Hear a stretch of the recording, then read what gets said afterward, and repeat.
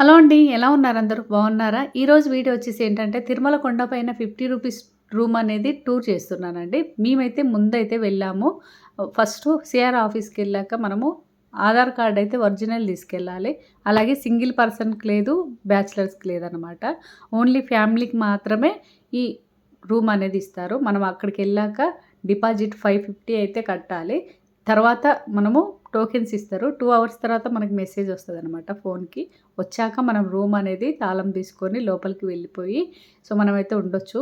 అలాగే రూమ్ మనం ఎప్పుడైతే ఖాళీ చేస్తామో అప్పుడు మనకి ₹500 గూగుల్ పే గానీ, ఫోన్‌పే గానీ లేదంటే బ్యాంక్ అకౌంట్‌లో గూడా పడతాయన్నమాట. డైరెక్ట్ అయితే క్యాష్ ఉండదు.